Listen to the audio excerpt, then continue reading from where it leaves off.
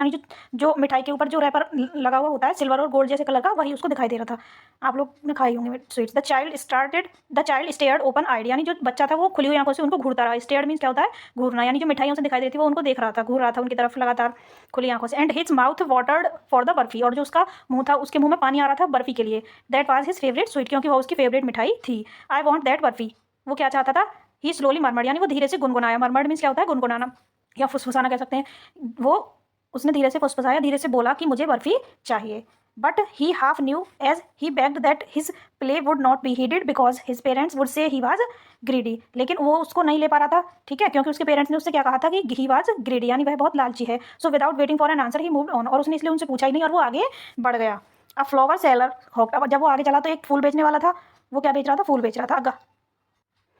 A garland of गुलमोहर, ठीक है, गुलमोहर का पौधा बेच रहा था वो। A garland of gulmohar the child, मतलब इस तरह से वो आवाज लगा रहा था कि a garland of gulmohar. The child seemed irresistibly drawn, और जो बच्चा था वो उसकी तरफ आकर्षित हो रहा था, ठीक है, जो उसको गुलमोहर का पौधा जो दिखाई दे रहा था उसकी तरफ वो बहुत ज़्यादा आकर्षित हो रहा था। He went towards the basket where the flowers lay heaped and half murmured, वो उस बास्केट की तरफ, जो गुलदस्ता जो बास्केट थी फ्लावर्स की, उसकी तरफ दौड़ा जहाँ पे जो फूल थे। उसको ऐसा लग रहा था कि वो आपस में क्या कर रहे हैं? फुसफुसा रहे हैं, मरमर्ड कर रहे हैं, या गुनगुना रहे हैं, या बातें कर रहे हैं। आई वॉन्ट दैट गार्लैंड, उसने फिर से कहा कि मुझे वो गार्लैंड चाहिए। But he well knew his parents would refuse to buy him, लेकिन वो अच्छे से जानता था कि उसके जो पेरेंट्स हैं वो उससे मना कर देंगे। रिफ्यूज मीन्स क्या होता है? मना करना। टू बाय हिम, उसे खरीदने के लिए, दोज फ्लावर्स, उन फूलों को, because they would say that they were cheap.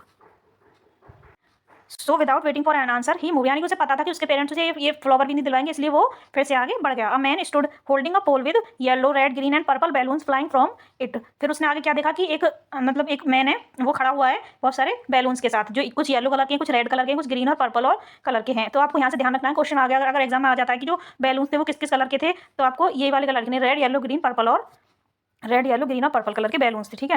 Flying from it, जो वहाँ से जो जिन्हें वो उड़ा रहा था।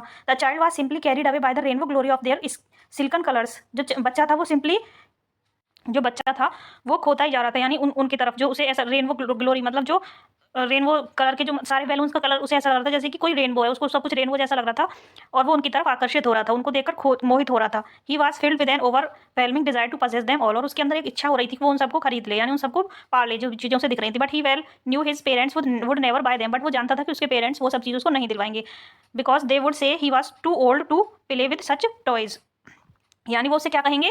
बैलून्स के को दिलाने से पहले वो उसको पता था कि उसके पेरेंट्स क्या कहेंगे कि वो बहुत बड़ा हो चुका है, वो ऐसे टॉयज के साथ नहीं खेल सकता। सो ही वॉकड ऑन फर्दर, यानी वो और आगे बढ़ गया इन सब चीज़ों को देखते हुए, ठीक है।